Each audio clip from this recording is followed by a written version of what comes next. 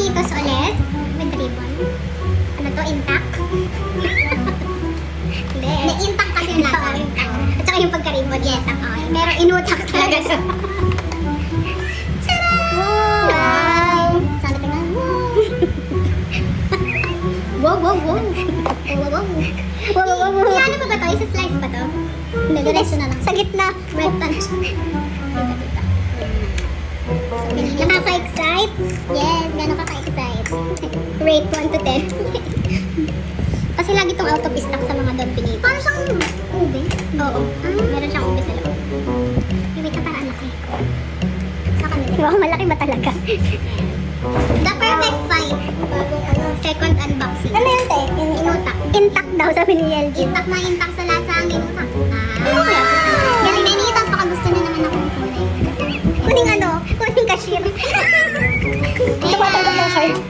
Sino una? Sige, sige. Sabay na lang kami. Para may close-up. Okay. Yung honest feedback.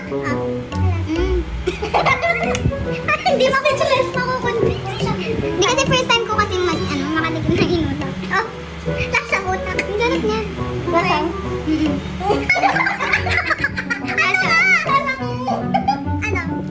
Similar taste sa, Biko? Biko. Soto? Nagko-compliment, wow. Ibang klase siyang inutak. Kasi yung mga inutak na natikman ko, pino siya. Wow. Ito yung di siya makanin. Ito with rice. May kanin siya! Sa mga kasabi ko Biko, diba? Para siyang Biko na may, ang alam ko ang inutak ko nga, yung parang sa sampel, yung bilog-bilog. May sa sosis, te. Wow. So, ini-expect ko parang smooth lang. Wow. Ito may kanin. So, kaya, te. Kalamay. So, with rice, para siyang milk. Super milk. Don Benito, super milk. Pag nag-order kayo sa Don Benito, super milk yung sabi. A1. With cheese. Yung inutak ko with rice. Sa English, ano English ng English? May lagyan mo ng rice, the brain.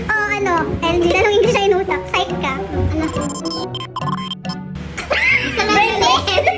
Ay, sorry. Sinisha naman. Brainless. Sa Rebello. Medula. Medula. Ano lasa, be? Ube.